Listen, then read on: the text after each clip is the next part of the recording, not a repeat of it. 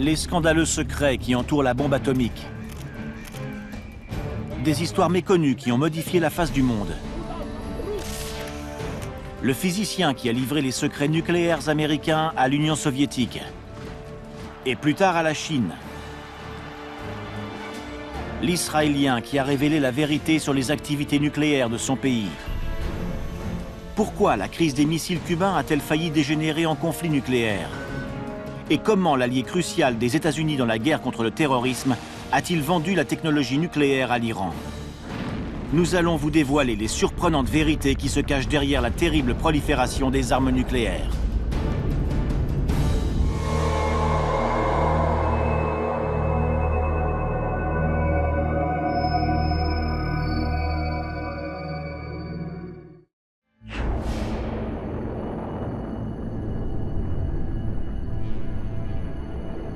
Un spectacle d'une puissance stupéfiante. Un éclair aveuglant. Une onde de choc dévastatrice.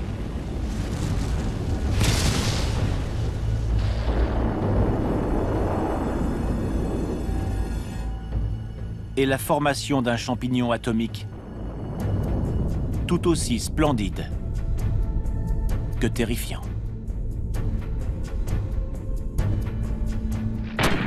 L'histoire de l'humanité est jalonnée de guerres. Mais la création et la prolifération des armes nucléaires nous ont mis en mesure d'anéantir la planète.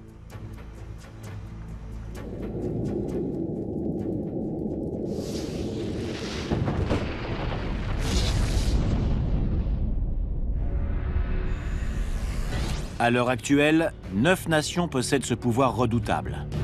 Les membres fondateurs du club nucléaire, États-Unis, Russie, Chine, Grande-Bretagne, France, auxquels se sont ajoutés l'Inde, le Pakistan, l'Israël et dernièrement la Corée du Nord.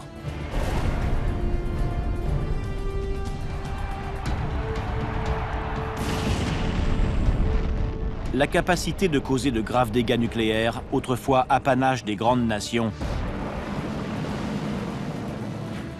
est devenue aujourd'hui celui de petits pays, de petits groupes et même d'individus isolés.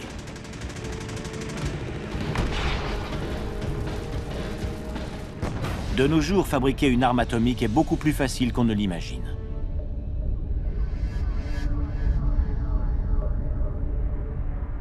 Une quinzaine de kilos d'uranium enrichi suffisent à un jeune ingénieur talentueux pour confectionner une bombe sale, élémentaire, mais destructrice. Le matériel à utiliser est en vente dans le commerce.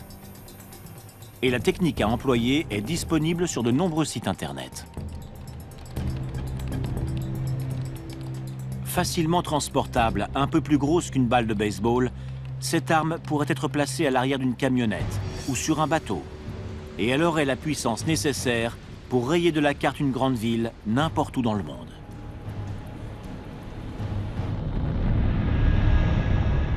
Depuis l'apparition des armes nucléaires, la menace qu'elles représentent a exercé un puissant pouvoir de dissuasion et est devenue un symbole de prestige.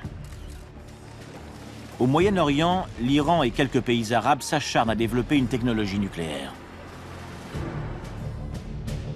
Mais un pays de cette région du globe possède des armes atomiques depuis plus de 40 ans. Israël.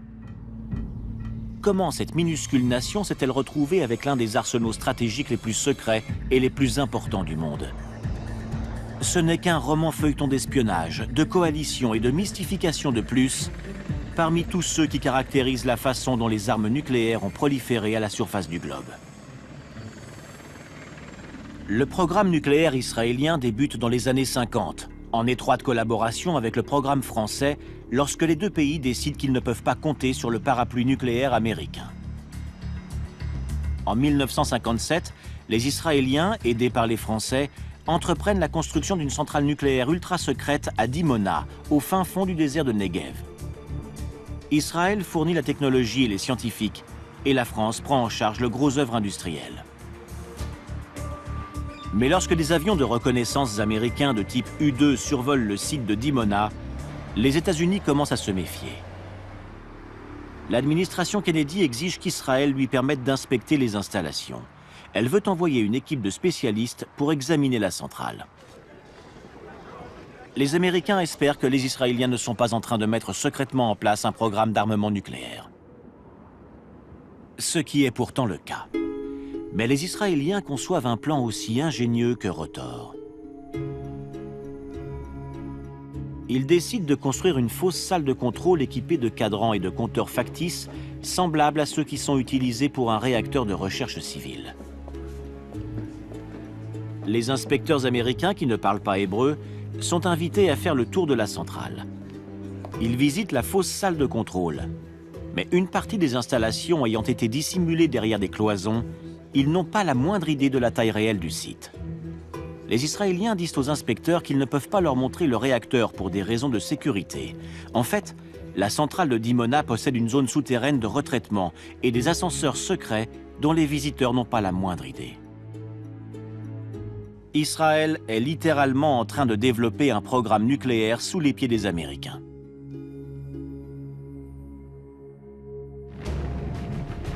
Les spécialistes estiment qu'en 1967, à l'époque de la guerre des 6 jours, Israël avait déjà assemblé 2 engins nucléaires.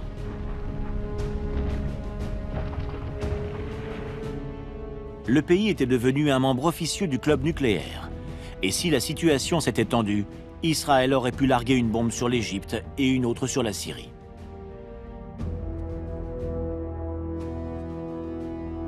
Israël n'a jamais admis posséder l'arme nucléaire et a toujours refusé de signer le traité de non-prolifération, invoquant son exceptionnelle situation sécuritaire. Même si la nation juive est dotée d'un arsenal stratégique, elle s'oppose à ce que les nations arabes en développent un. Le 7 juin 1981, elle le fait clairement savoir à Saddam Hussein. Ce dernier a consolidé son pouvoir en Irak pendant les années 70. Et il est bien décidé à posséder des armes nucléaires. Vers la fin de la décennie, il s'associe avec la France pour construire un réacteur destiné à produire du plutonium de qualité militaire. Le réacteur, qui est situé à Osirak, non loin de Bagdad, est construit par les mêmes Français qui ont aidé à la construction de celui de Dimona. En 1981, Israël apprend que la centrale d'Osirak est sur le point de mettre son réacteur en route.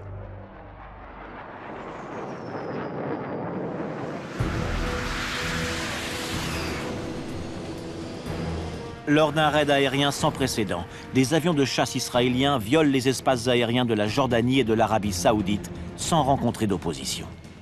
Ils volent au ras du désert pour éviter d'être détectés par les radars et survolent le réacteur sur lequel ils larguent une pluie de bombes d'1 tonne. Les bombes israéliennes anéantissent Osirak. L'attaque est menée avant la mise en route de la centrale pour éviter les retombées radioactives. Dans le plus grand secret, Israël accroît son arsenal stratégique, tout en refusant d'admettre ses capacités nucléaires. Mais en 1986, lors d'un obscur épisode digne des meilleurs scénarios hollywoodiens, cette façade vole définitivement en éclats. Mordechai Vanunu est un ingénieur employé à la centrale de Dimona. Il est opposé au programme nucléaire israélien. En secret, Vanunu dessine les plans et prend des photographies des installations top secrètes et les emporte à Londres.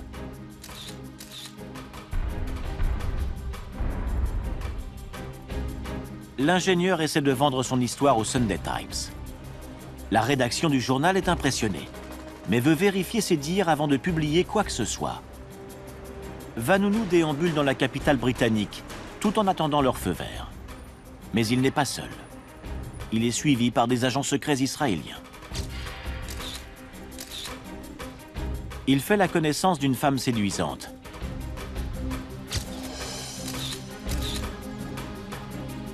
Ils se revoient le lendemain. Elle persuade Vanunu de l'accompagner à Rome, où vit sa sœur. Mais lorsqu'il arrive chez elle,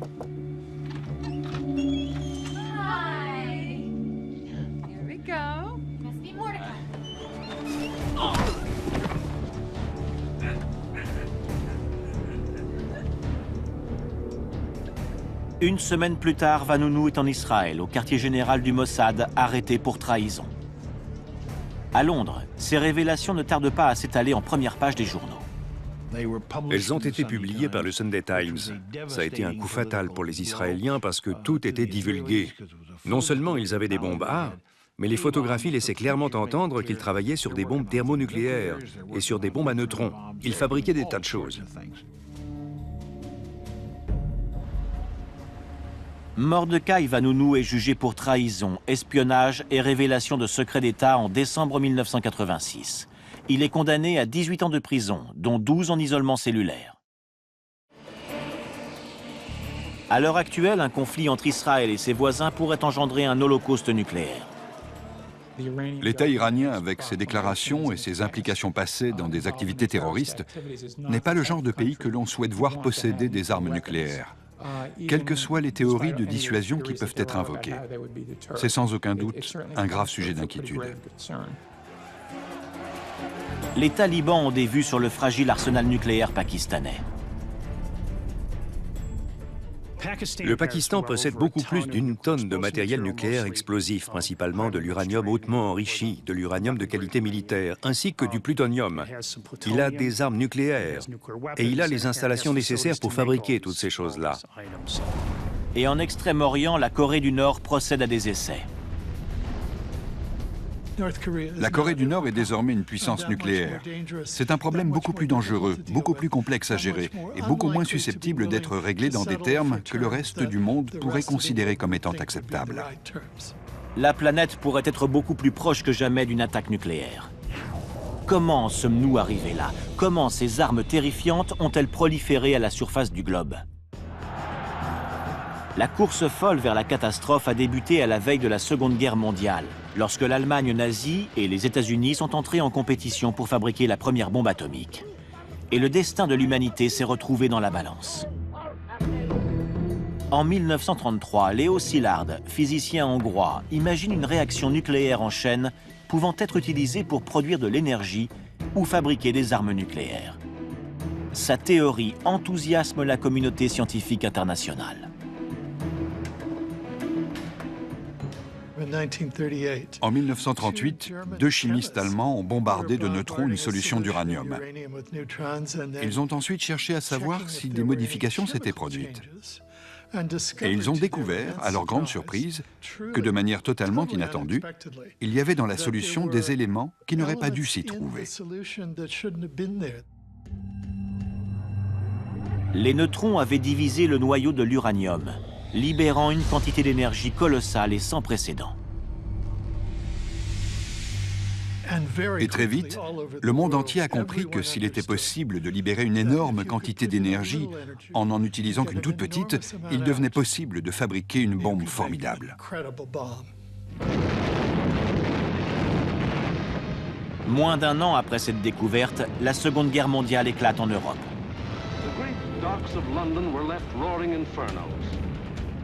Les adversaires n'ignorent pas que la possibilité de fabriquer une bombe atomique ferait toute la différence entre une victoire éclatante et une défaite.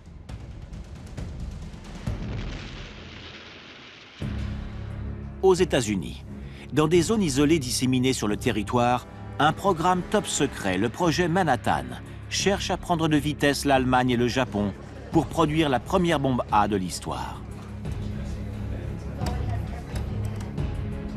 Certains des meilleurs physiciens de la planète, dont beaucoup sont des réfugiés, travaillent dans le laboratoire de Los Alamos, au Nouveau-Mexique.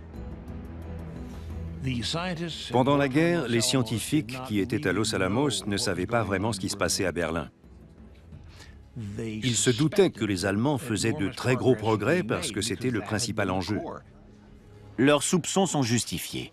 Les Alliés savent que l'Allemagne nazie se démène et n'est pas loin d'obtenir des résultats.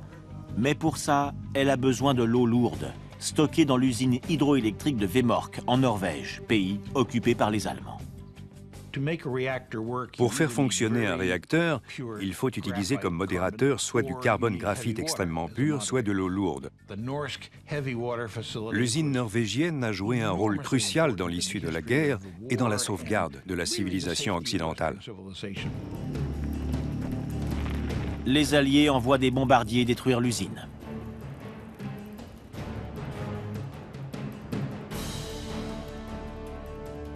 Lorsque les Allemands tentent de transférer le stock d'eau lourde sur leur territoire, Le reste de la production avait été placé sur un bac pour traverser le fjord. Les Alliés ont fait sauter le bac, bien qu'il y ait à son bord des citoyens norvégiens qui ont été tués. Il était capital que cette cargaison n'arrive jamais en Allemagne. Mais les Allemands ne sont pas les seuls ennemis qui cherchent à dominer le monde. En 1940, les Japonais sont eux aussi dans la course à la bombe atomique. Le professeur Yoshio Nishina, un ancien associé d'Albert Einstein, est chargé de diriger le programme nucléaire nippon. Le 9 mars 1945, les États-Unis envoient 300 B-29 pilonner Tokyo. Lors de ce qui sera considéré comme le bombardement aérien le plus destructeur de l'histoire, le napalm embrase plus de 40 km de la ville. Plus de 88 000 Japonais meurent en une seule nuit. Mais un autre but est dissimulé derrière ces frappes. Les bombes anéantissent aussi la centrale nucléaire nippone, juste au moment où le séparateur thermique est prêt à fonctionner.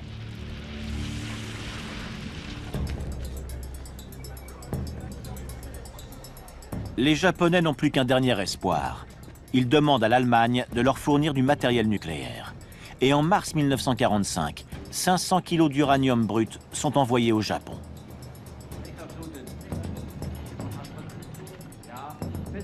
Mais le sous-marin qui les transporte est informé en cours de route que l'Allemagne a capitulé. Il fait surface et est placé sous bonne garde par les Américains. Aucune information n'est divulguée quant à sa cargaison. Tous les espoirs du Japon d'être le premier pays détenteur de la bombe A s'envolent en fumée.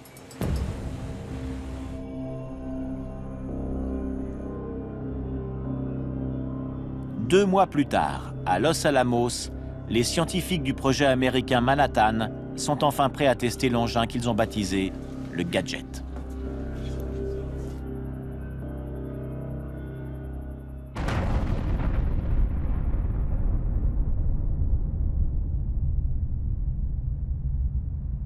Des années plus tard, Robert Oppenheimer, le directeur scientifique du projet, reviendra sur cette journée fatidique. Nous savions que le monde ne serait plus le même. Je me suis souvenu de ces lignes d'un texte sacré hindou, le Bhagavad Gita. Maintenant, je suis devenu la mort, le destructeur des mondes.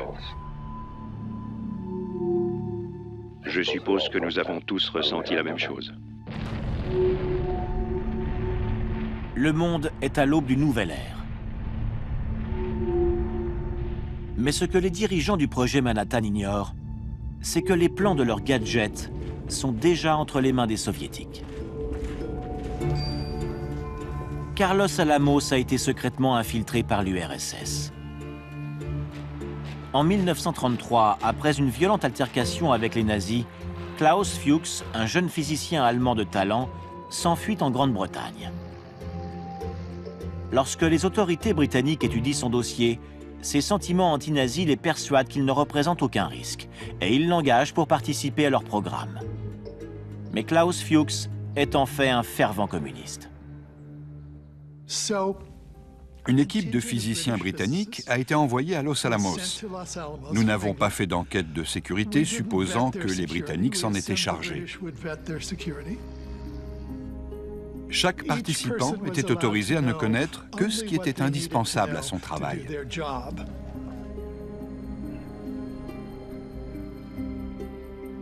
Mais c'est dans la zone la plus sensible du laboratoire que travaille Klaus Fuchs, le physicien espion.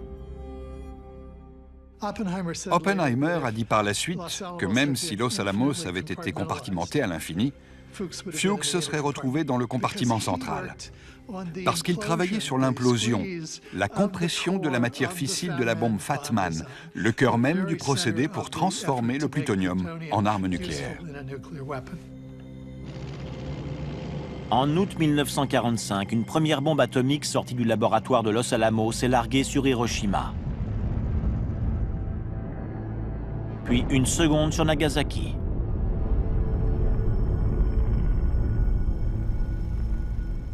Plus de 200 000 personnes sont tuées. La plus grande liesse que Chicago ait jamais connue. La joie est sans limite. La guerre est enfin terminée. Mais 2 mois plus tôt, Klaus Fuchs a envoyé à l'insu des Américains un courrier en Union soviétique dans lequel il transmettait les plans détaillés de la bombe au plutonium, la liste de ses composants, ses dimensions, les différentes couches externes et internes. En un mot, tout ce dont les Soviétiques avaient besoin pour pouvoir en fabriquer une. Ils avaient les plans de la bombe.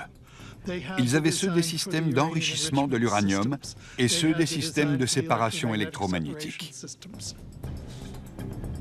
Pendant plus de 40 ans, le monde a cru que Klaus Fuchs était le seul physicien espion à Los Alamos. Mais en 1995, il a appris qu'il y en avait un autre. Theodore Hall, le plus jeune physicien du projet Manhattan.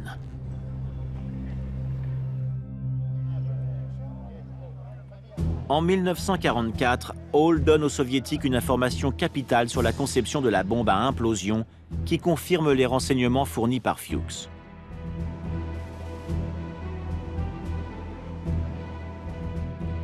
Ses contacts sont des communistes américains, Morris et Lona Cohen. Morris et Lona Cohen avaient un rôle de coursier. Ils récupéraient les documents fournis par les espions dans tout le pays et les apportaient à l'ambassade soviétique à New York. En 1945, Theodore Hall remet à Lona Cohen les plans de Fat Man, la bombe A qui a anéanti Nagasaki. Elle les a cachés dans une boîte de Kleenex qu'elle transportait avec elle. Dans le train de retour vers la côte Est, elle a eu la mauvaise surprise de voir que des agents des services secrets militaires fouillaient tous les bagages. Elle avait les plans avec elle. Elle a réagi en un éclair. Faisant preuve d'un incroyable sang-froid, elle a prétendu avoir égaré son billet, a fondu en larmes et a pris un Kleenex pour se moucher. Lorsque l'agent s'est approché, elle lui a tendu la boîte de Kleenex. Il n'a bien sûr pas imaginé que cette dernière pouvait être suspecte. Et quand elle a enfin retrouvé son billet, il lui a rendu la boîte.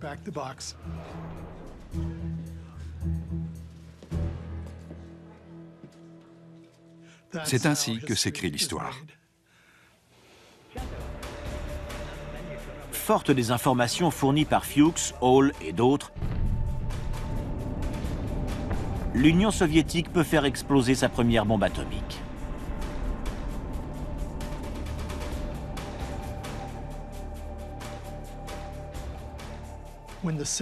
Lorsque les Soviétiques ont fait leur premier essai en août 1949, ça a été la stupeur aux États-Unis. Nous n'imaginions pas qu'ils auraient une bombe avant au moins 5 ans. Ça a été la panique à Washington. On avait le sentiment que l'équilibre des forces avait changé. La course mondiale aux armements est lancée. Toutes les grandes nations vont désormais devenir soit membres d'un club très élitiste, soit des laissés pour compte aigris. Le marché des armes nucléaires a ouvert ses portes. Dans les années 50, les États-Unis concentrent leurs efforts sur la fabrication de bombes à hydrogène, aussi appelées bombes thermonucléaires.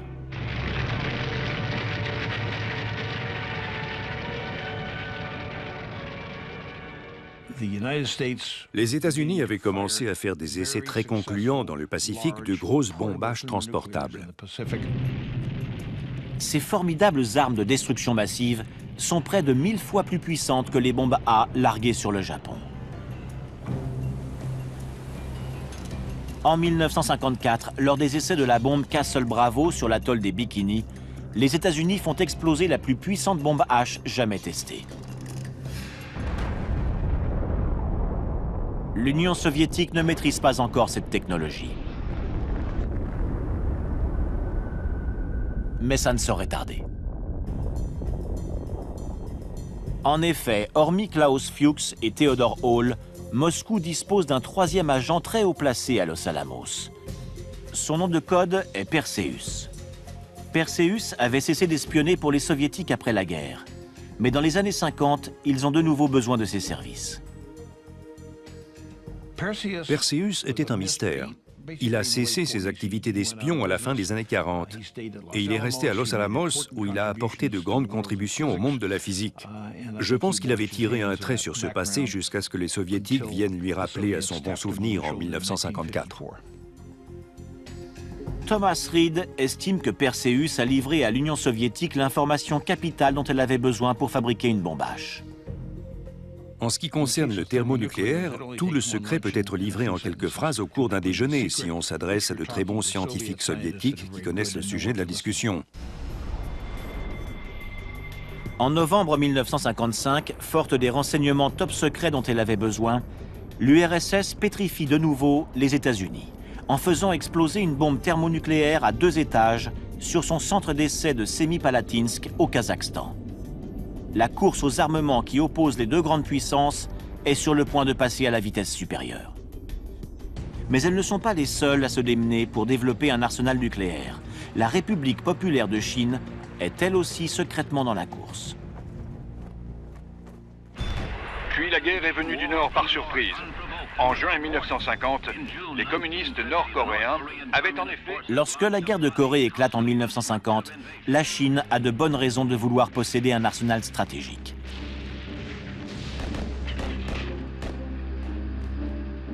Quand Mao Tse-tung envoie des troupes chinoises en Corée, le président Truman et par la suite le président Eisenhower menacent la Chine de représailles nucléaires. Mao a décidé de faire partie du club nucléaire en 1955. Pour cela, il lui fallait former des étudiants et les envoyer à l'étranger. Envoyer des scientifiques chinois dans des universités américaines et les faire revenir en Chine, cela risquait de prendre du temps. La première phase consistait à établir des bases solides. Mao reçoit aussi l'aide du premier secrétaire de l'Union soviétique, Nikita Khrouchtchev, son allié contre l'Occident capitaliste. L'aide que Khrouchtchev a apportée aux Chinois ne s'est pas limitée à l'envoi de simples croquis. Khrouchtchev a mis à leur disposition une gigantesque armée de scientifiques. Ces superstars des laboratoires militaires soviétiques ont donné des cours sur l'extraction, le broyage et le traitement de l'uranium, l'enrichissement de l'uranium, la construction de réacteurs, la conception des bombes, les systèmes hydrodynamiques, tout ce qu'ils savaient. Moscou s'apprête à fournir à Pékin un prototype de la bombe.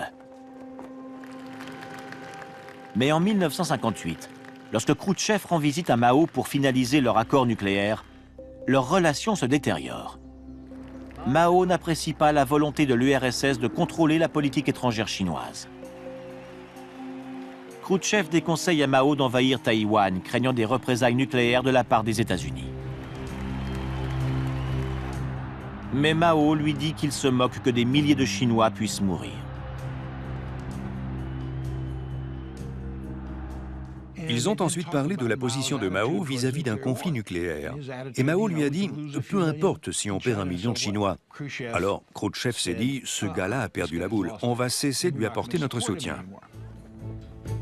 Khrouchtchev revient sur sa décision d'armer une nation aussi peuplée à sa frontière sud, un pays capable de devenir un futur ennemi. Et il commence à rappeler ses scientifiques. Les scientifiques clés sont partis en vacances et ne sont jamais revenus. Et les Chinois, à qui nous avons parlé, nous ont dit « Nous avions reçu toutes ces données, mais notre réacteur ne fonctionnait toujours pas. » Mais Mao et les scientifiques chinois sont sur le point d'obtenir, d'une source extrêmement sûre, la solution à leurs problèmes.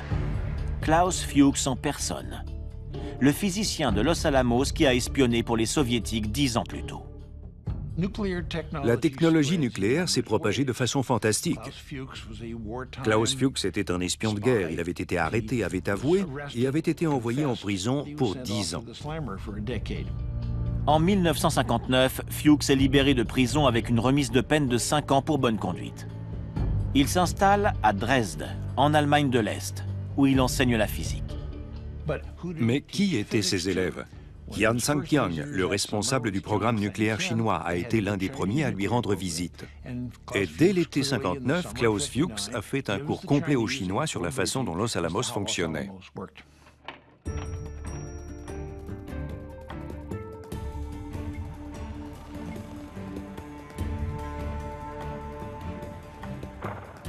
En 1964, la République populaire de Chine procède à son premier essai nucléaire.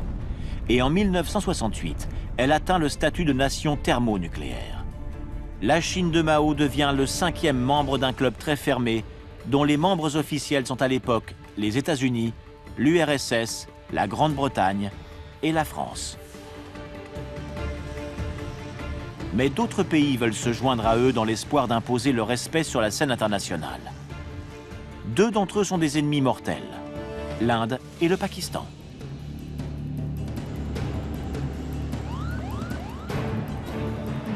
En 1971, lorsque la guerre civile éclate au Pakistan, l'Inde s'invite dans le conflit et inflige une défaite humiliante à son voisin.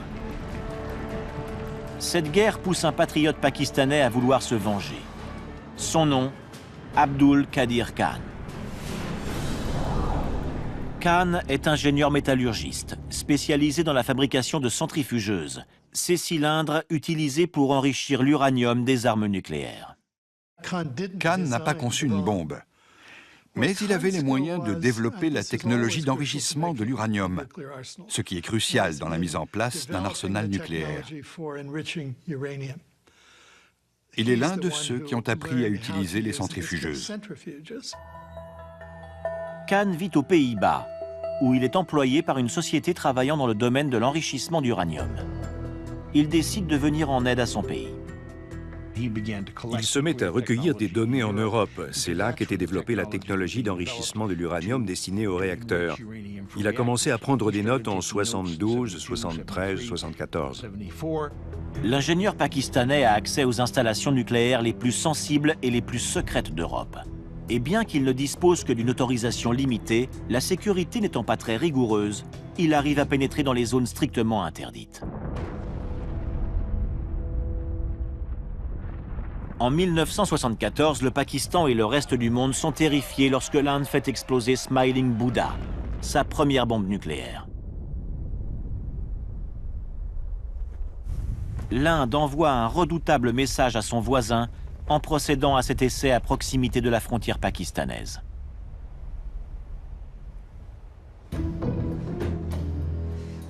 Khan commence à transmettre des informations nucléaires hautement classifiées à un réseau d'espions pakistanais basé aux Pays-Bas.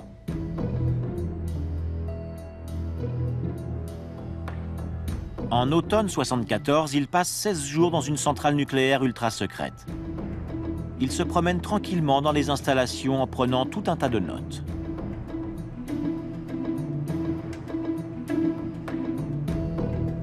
Ces notes et ces croquis prennent la route du Pakistan.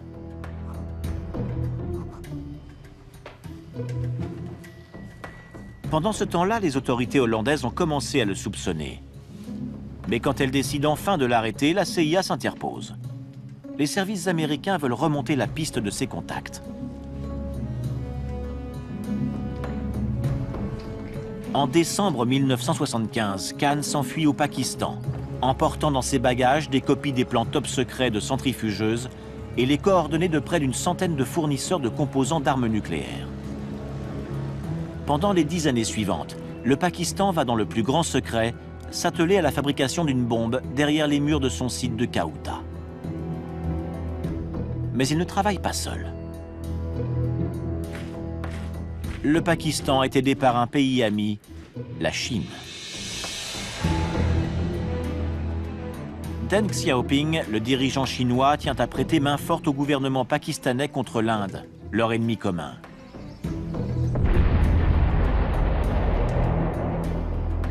Et en 1998, le Pakistan fait son premier essai nucléaire. Un nouveau membre rejoint les rangs du club. La bombe était en fait de conception chinoise. Et c'est en Chine que le Pakistan a procédé à ce premier essai.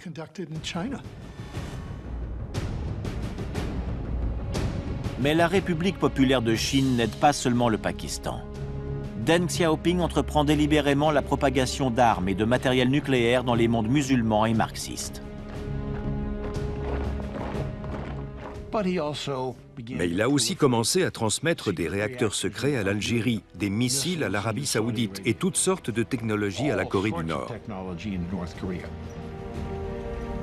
Thomas Reed pense que Deng Xiaoping avait une idée derrière la tête.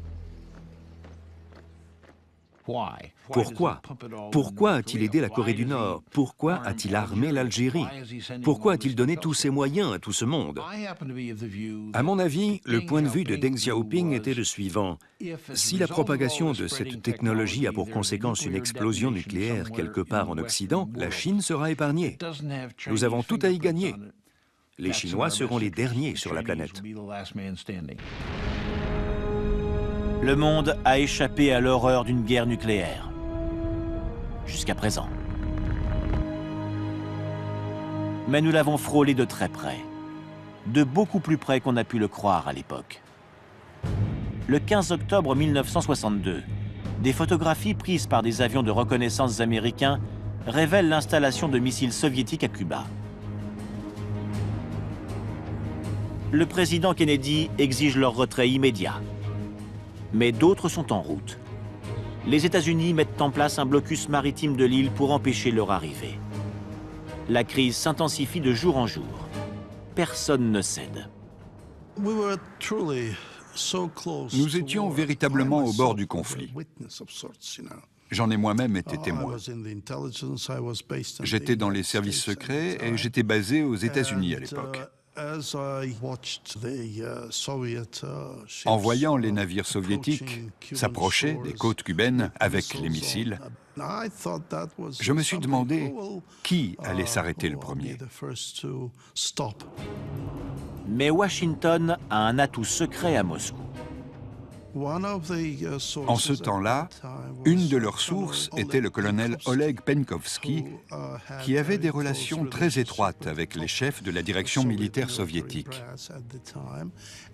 D'après ce que j'ai appris, c'est lui qui a transmis aux États-Unis des renseignements qui ont permis à la Maison-Blanche de camper sur sa position. Le colonel Penkovsky informe les États-Unis du nombre de missiles dont disposent les Soviétiques. Il leur donne aussi des détails capitaux sur les problèmes qu'ils rencontrent avec leur système de guidage des missiles. Ces informations prouvent que l'Union soviétique n'est pas aussi puissante qu'elle veut bien le faire croire aux États-Unis. Ce qui permet au président Kennedy de tenir tête à Nikita Khrouchtchev. Mais à l'insu des deux hommes, une face cachée de la crise se déroule littéralement juste sous la surface des eaux. Un épisode qui ne sera révélé au public qu'en 2002. Washington ignore que les sous-marins qui escortent les navires soviétiques sont armés d'engins nucléaires. Il y avait tout un cortège de vaisseaux. Les cargos soviétiques qui transportaient les missiles étaient escortés par des sous-marins équipés d'armes nucléaires, qui étaient eux-mêmes suivis à leur insu par des sous-marins américains ultra silencieux équipés eux aussi d'armes nucléaires. Et tous les commandants avaient le doigt sur la gâchette. C'était extrêmement risqué. Les sous-marins soviétiques ont reçu l'ordre d'utiliser leurs armes si les forces américaines les attaquent ou tentent de les obliger à faire surface. Et c'est exactement ce qui se produit pendant toute la phase critique de la confrontation. En effet, les forces américaines ne cessent de larguer des petites grenades sous-marines sur les submersibles soviétiques pour les forcer à remonter en surface afin de les inspecter. Le sous-marin B-59 est l'un des vaisseaux ciblés. Le bombardement dure plusieurs heures. L'oxygène commence à manquer. La température grimpe à près de 50 degrés Celsius. Des hommes perdent connaissance. Le commandant soviétique donne l'ordre d'armer les torpilles à tête nucléaire. Le commandant soviétique de ce sous-marin a très sérieusement envisagé de lancer une de ces torpilles. Ce qui aurait pu engendrer un terrible conflit nucléaire. Mais le commandant du sous-marin B-59 réussit à dominer sa colère et donne l'ordre de faire surface et accepte l'inspection. Le lendemain, la crise prend fin. En 1975, Abdul Qadir Khan rentre victorieux au Pakistan. Au milieu des années 80, ses associés et lui-même auraient gagné des millions en vendant du matériel et des plans d'armes nucléaires.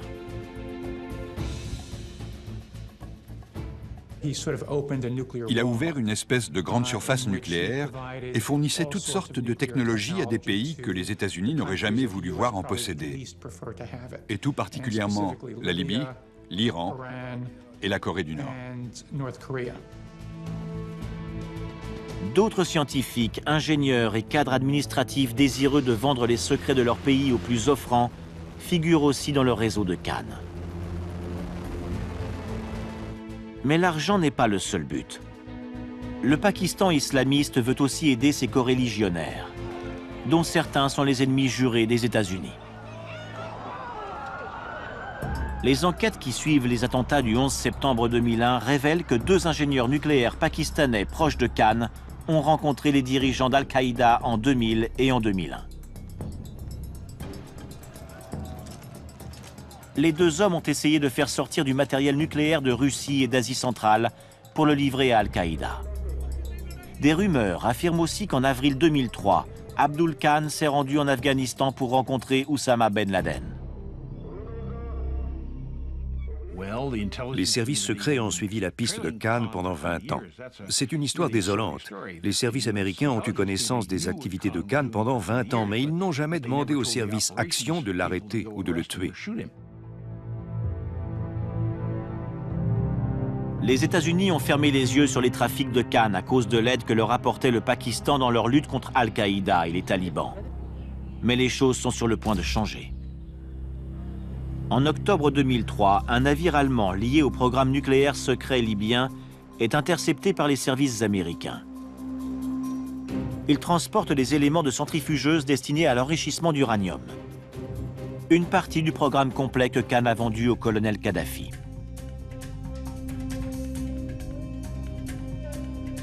Sous la pression internationale, le Pakistan arrête Abdul Khan. Ce dernier avoue avoir vendu la technologie nucléaire non seulement à la Libye, mais aussi à l'Iran et à la Corée du Nord. Le gouvernement pakistanais nie avoir eu connaissance des activités de Khan. Et le président George Bush accepte officiellement les explications que lui donne le président Musharraf, son allié dans la guerre contre les talibans. Abdul Khan fait des excuses publiques. J'ai décidé d'apparaître devant vous pour vous faire part de mon profond regret et vous présenter mes excuses les plus sincères. L'arrestation et les aveux de Khan sont des grands moments de théâtre. Ils en ont fait le bouc émissaire. Tous les laboratoires militaires, industriels et scientifiques pakistanais étaient impliqués dans cette arnaque nucléaire.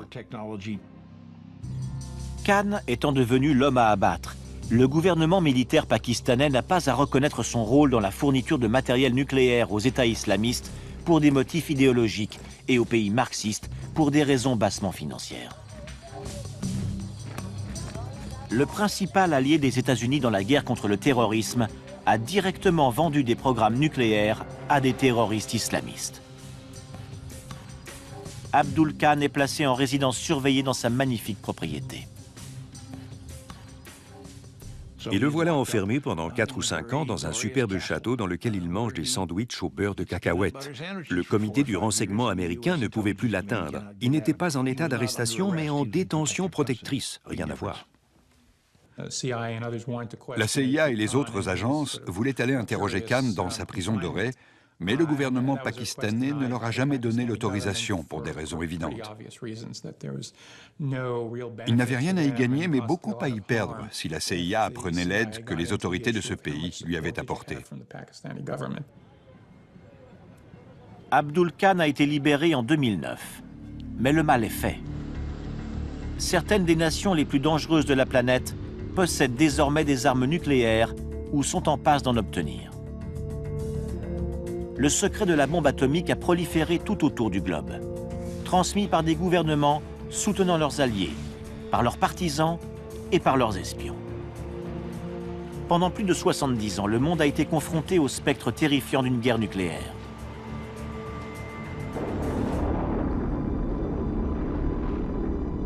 Et cette peur est toujours d'actualité. Plus il y aura de pays en possession de la bombe, plus le risque sera grand. Tant qu'il y aura des armes nucléaires sur la planète, d'autres voudront en posséder. C'est la première vérité.